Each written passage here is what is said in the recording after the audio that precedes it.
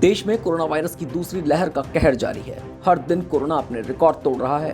अस्पताल में हालात बेकाबू हैं, मरीज बिना दवा और ऑक्सीजन के तड़पते हुए मर रहे हैं और डॉक्टर बेबस लाचार नजर आ रहे हैं। इस बीच कांग्रेस महासचिव प्रियंका गांधी वाड्रा ने देश में लगातार बढ़ रहे कोरोना के मामलों और स्वास्थ्य सेवाओं की लचर हालत को देखकर सवाल उठाए हैं। प्रियंका गांधी ने कहा, यह सरकार दुबई में ISI से बात कर सकती है लेकिन विपक्ष से बात नहीं कर सकती, उनके सुझावों पर चर्चा नहीं कर सकती। प्रियंका गांधी वाड्रा ने कहा, ऑक्सीजन उत्पादन में भारत दुनिया के सबसे बड़े देशों में से एक है, तो फिर यहां इसकी कमी क्यों है?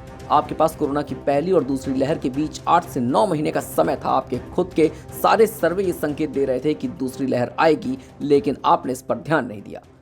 ये सरकार ISI से बात कर सकती है। दुबई में इनका वार्तालाप चल रहा है ISI के साथ। विपक्ष के नेताओं से बात नहीं कर सकती। जब विपक्ष के नेता सिर्फ कंस्ट्रक्टिव सजेशंस दे रहे हैं, आज मैं नहीं समझती कि एक भी ऐसा विपक्ष का नेता है जो कंस्ट्रक्टिव और पॉजिटिव तरह से इनको सुझाव नहीं दे रहा। और सब कह रहे हैं, सब राजनीतिक पार्टियां कह रही हैं, हम साथ हैं आपके, हम सरकार के साथ हैं, हम देश के साथ हैं, हम मदद करना चाहते हैं, ये इस महामारी का सामना हमें इकट्ठे करना है। तो ये डेमोक्रेसी आपने कहा, लोकतंत्र है। लोकतंत्र में चर्चा से ही काम आगे बढ़ता है।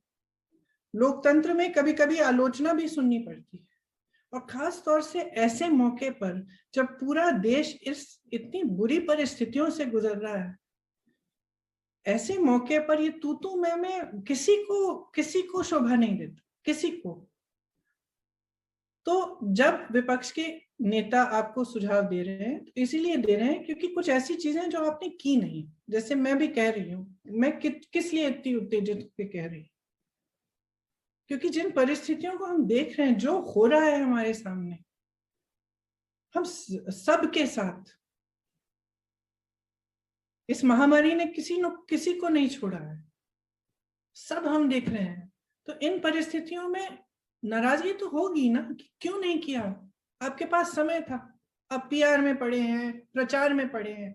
छोड़िए ये सब, छोड़िए ये सब।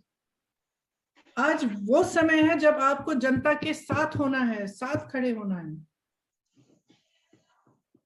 तो इसके लिए सबसे बड़ी चीज तो लोकतंत्र ही होती है। सबको जोड़िए ना, हम सबको जोड़िए, हम सब जुड़ जाएंगे। एक लड़ाई है। अब आप अगर देखिए, जैसे आप मेडिकल स्टाफ को लीजिए, अस्पतालों को लीजिए, संकट में है, सरकार को सपोर्ट करना चाहिए। आपने इंश्योरेंस हटा दी, तो अगर विपक्ष का नेता बोलेगा नहीं, आवाज नहीं उठाएगा, अगर मैं ये नहीं कहूंगी कि भाई हमारे पास ऑक्सीजन तो काफी, इसको ट्रांसपोर्ट करने की सुविधा बनाइए, तो कौन कहेगा? Bureau report, Dastak times.